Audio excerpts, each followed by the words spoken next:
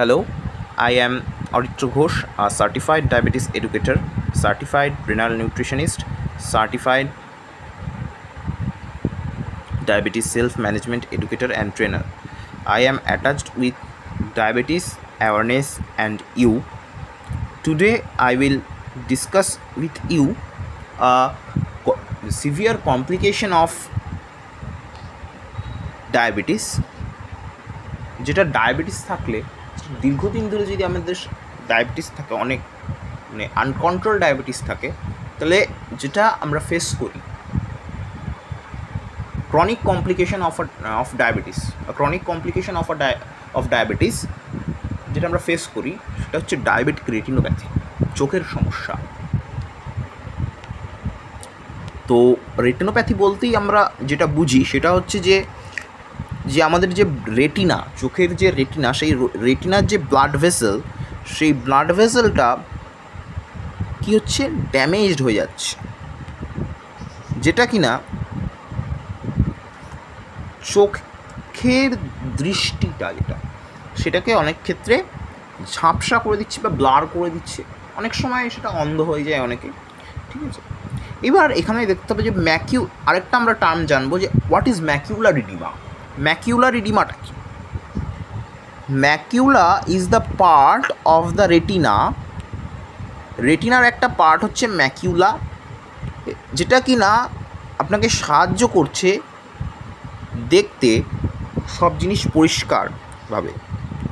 এবার এই যে কোনো রকমভাবে যদি এই ম্যাকিউলা পার্টটা ফুলে যায় বা প্রদাহ হয় বা এটার ফুলে যায়, প্রদাহ বলবো না, ফুলে যায়, তো সেই জায়গাটা একটা হয় কেন না, যখন যে রক্তবাহগুলো আছে রেটিনায় সেইগুলো যখন ড্যামেজড হয়, তখন ড্যামেজ হওয়ার কারণে একটা ফ্লুইড বিল্ড আপ হয়, ওখানে শোধ দেখা যায়। যেরকম আমরা যদি সোডিয়াম ইনটেক বেশি করি তাহলে আমাদের সোডিয়াম তো একটা ওয়াটার রিটেনশন করে আমাদের বডিতে, তো সেই রকমই তখন যেরকম আমাদের এক্সট্রা যে ওয়াটারটা সেটা যদি বেরোতে না পারে, কিডনি যদি কারোর খারাপ হয়, সেক্ষেত্রে যেমন পা ফুলতে থাকে, লোয়ার লিমস, লেগস, আই, এগুলোতে যখন জল জমে, ঠিক সেই রকমই ম্যাকিউলাতেও জল জমছে। কী কারণে? যখন প্রদাহ হচ্ছে, কী কারণে ব্লাড ভেসেলগুলো যখন ড্যামেজ হচ্ছে, সেই কারণে।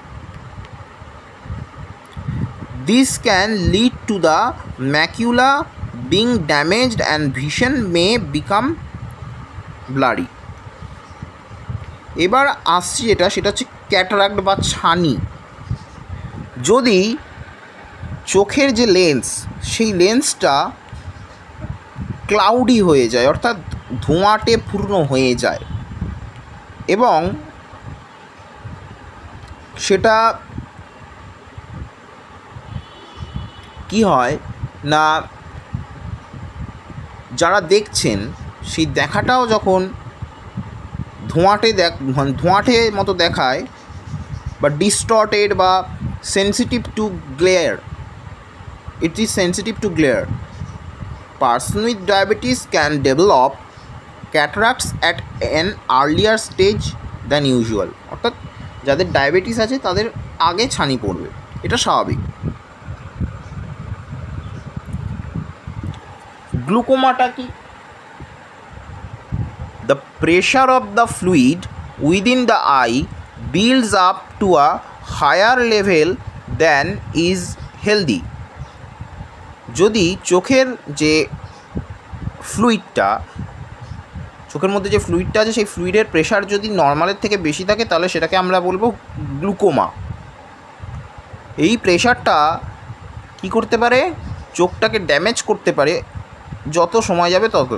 Glaucoma occurs in people with and without diabetes. সেটা যাদের ডায়াবেটিস নেই তাদের গ্লুকোমা হতে পারে, যাদের ডায়াবেটিস আছে তাদেরও গ্লুকোমা হতে পারে, but is more common in person with diabetes. যাদের ডায়াবেটিস আছে তাদের গ্লুকোমা হওয়ার চান্সেসটা বেশি। কি বলছে? Up to 21% of patients with T2D have retinopathy at the time of first diagnosis. Diabetic retinopathy, usually less than 2%, does not appear for approximately 5 years after a T1D diagnosis. একজন T1D তার যখন diagnosis হলো তার 5 বছরের পরে প্রায় 5 বছর পরে কিন্তু ডায়াবেটিক রেটিনোপ্যাথি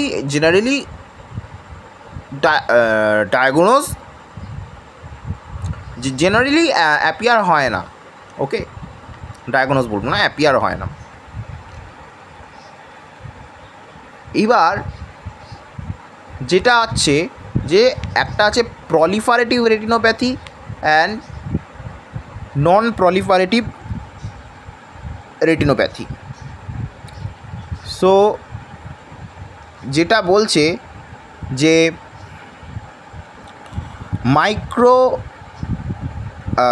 এটাকে যদি আমি একটু সহজ ভাষায় বলতে যাই তাহলে আমি এটা সহজ ভাষায় আপনাদের বোঝাই যে প্রলিফারেটিভ এবং নন প্রলিফারেটিভ রেটিনোপ্যাথিটা কী। চলুন,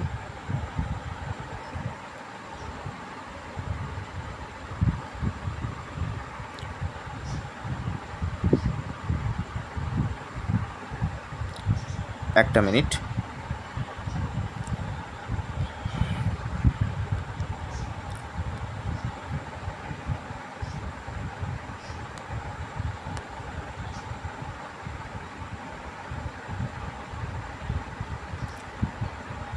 প্রলিফারেটিভ রেটিনোপ্যাথিটা কি? প্রলিফারেটিভ রেটিনোপ্যাথি হচ্ছে ডায়াবেটিক রেটিনোপ্যাথির একটা প্রগ্রেসিভ স্টেজ বা একটা উন্নত পর্যায়, যেখানে ডায়াবেটিসের কারণে রেটিনার রক্তনালী ক্ষতিগ্রস্ত হলে সেগুলোর ব্লকেজের ফলে নতুন ও অস্বাভাবিক রক্তনালীর বৃদ্ধি ঘটে। এই নতুন ভঙ্গুর রক্তনালীগুলো থেকে রক্ত ও তরল লিকেজ হতে পারে, যা চোখে ঝাপসা দেখা এবং দৃষ্টিশক্তি হ্রাস করে। এটি একটি গুরুতর অবস্থা যা প্রাথমিক পর্যায়ে চিহ্নিত ও চিকিৎসা না করা হলে অন্ধত্ব পর্যন্ত হতে পারে। প্রলিফারেটিভ রেটিনোপ্যাথি কীভাবে হয়? অ্যাট দ্য আর্লি স্টেজ, যখন উচ্চ রক্ত শর্করার কারণে ডায়াবেটিসের প্রাথমিক পর্যায়ে রেটিনার ছোট ছোট রক্তনালীগুলো প্রথমে ক্ষতিগ্রস্ত হয়। তারপরে যখন যেটা অগ্রসর বা প্রোগ্রেশন স্টেজে যায়, তারপর আস্তে আস্তে আস্তে আস্তে এই যে ড্যামেজড বা ক্ষতিগ্রস্ত যে ব্লাড ভেসেলগুলো সেগুলো বন্ধ হয়ে যায় বা ব্লক হয়ে যায়। এবার যেগুলো আনন্যাচারাল রক্তনালী বা ব্লাড ভেসেলস আছে, সেই আনন্যাচারাল ব্লাড ভেসেলসগুলো ব্লকেজ হয়ে যাওয়ার পরে রেটিনায় নতুন অস্বাভাবিক রক্তনালী তৈরি হতে শুরু করে, যা প্রলিফারেটিভ রেটিনোপ্যাথি নামে পরিচিত। এর জটিলতাগুলো কি কি? এই নতুন রক্তনালীগুলো খুব ভেঙে যায়, খুব ভঙ্গুর হয় এবং এই সহজেই ফেটে যেতে পারে, ফেটে গিয়ে রক্তপাত ঘটাতে পারে। এর লক্ষণগুলো কি? প্রাথমিক পর্যায়ে যদি কোনো লক্ষণ না থাকতে পারে, তবে যদি আস্তে আস্তে প্রগ্রেশন স্টেজে আমরা যদি যাই তাহলে সেক্ষেত্রে আমরা দেখতে পাবো যে দৃষ্টি ঝাপসা হওয়া বা দৃষ্টিশক্তি কমে যাওয়া দেখা যেতে পারে। এগুলোর চিকিৎসা কি? যদি সময় মতো চিকিৎসা করা হয় তাহলে প্রলিফারেটিভ রেটিনোপ্যাথি নিয়ন্ত্রণ করা সম্ভব এবং দৃষ্টিশক্তির আরও ক্ষতি রোধ করা যেতে পারে। প্রাথমিক পর্যায়ে চিকিৎসা শুরু করলে সাফল্যের সম্ভাবনা বেশি থাকে। এবার নন প্রলিফারেটিভ রেটিনোপ্যাথি কি সেটা একটু জানব।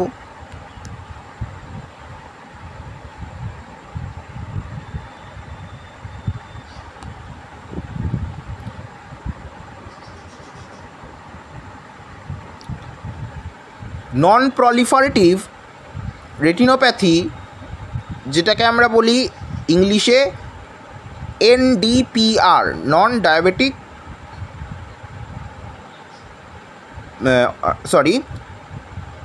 NPDR, নন প্রলিফারেটিভ ডায়াবেটিক রেটিনোপ্যাথি, যা ডায়াবেটিক রেটিনোপ্যাথির প্রাথমিক পর্যায় হলো এমন একটি অবস্থা যেখানে ডায়াবেটিসের কারণে চোখের রেটিনার রক্তনালীগুলো দুর্বল হয়ে পড়ে এবং নতুন রক্তনালী তৈরি হতে পারে না।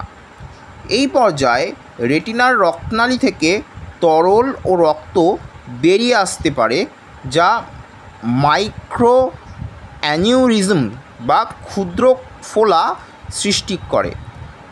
এই অবস্থার কারণে এই যে মাইক্রো অ্যানিউরিজম অর্থাৎ ক্ষুদ্র ক্ষুদ্র ছোটো ছোটো ছোটো ছোটো ফোলা বা সোয়েলিং, এই অবস্থার কারণে দৃষ্টিশক্তি হালকাভাবে ক্ষতিগ্রস্ত হতে পারে।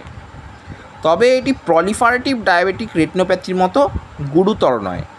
এটা হচ্ছে নন প্রলিফারেটিভ ডায়াবেটিক রেটিনোপ্যাথি। এটা কিন্তু প্রলিফারেটিভ ডায়াবেটিক রেটিনোপ্যাথির মতো কিন্তু গুরুতর নয়। এর কারণ কি? রক্তে শর্করার মাত্রা বেড়ে যাওয়ার ফলে রেটিনার রক্তনালীগুলোর ক্ষতি হয়। লক্ষণ কি? অস্পষ্ট দৃষ্টি বা চোখে কিছু না দেখা। কোনো নির্দিষ্ট লক্ষণ নাও থাকতে পারে, কারণ এটি রোগের প্রাথমিক পর্যায়ে, অনেক সময় থাকে না। উপসর্গ কী কী হতে পারে? Micro aneurysm. এই মাইক্রো অ্যানিউরিজমটা কি? রেটিনার ক্ষুদ্র রক্তনালীগুলো থেকে ফোলা দেখা যায়। তরল বা রক্তক্ষরণ। কিছু ক্ষেত্রে রেটিনার দেওয়াল থেকে তরল এবং রক্ত বেরিয়ে আসতে পারে। গুরুত্ব কি? এই পর্যায়টি পরবর্তী গুরুতর অবস্থা প্রলিফারেটিভ রেটিনোপ্যাথির পূর্ববর্তী ধাপ। সঠিক চিকিৎসা না করালে এর দৃষ্টিশক্তি হানির কারণ হতে পারে। ব্যবস্থাপনা কি? ডায়াবেটিসের উপর কড়া নিয়ন্ত্রণ বজায় রাখা, রেটিনোপ্যাথির অগ্রগতি কমাতে উপযুক্ত ব্যবস্থা নেওয়া।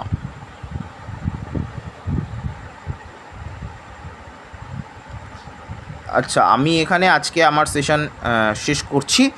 যদি কারোর কোনো বক্তব্য থাকে ইউটিউব চ্যানেলের কমেন্ট বক্সে এসে বলতে পারেন। আমার যে নিজস্ব চেম্বার সেটা হচ্ছে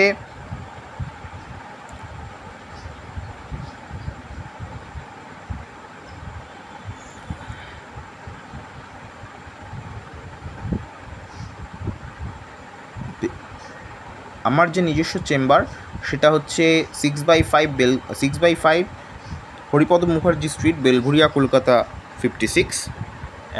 এখানে আপনারা আমাকে পাবেন আমার বাড়িতে। এছাড়া আমি অনলাইন কনসালটেশন করে থাকি। আমার নাম্বার হচ্ছে 7980724899। আমি ডায়াবেটিস অ্যাওয়ারনেস অ্যান্ড এর সঙ্গে যুক্ত, যেটা ডে নামে পরিচিত। So let's stop today's session. Thank you.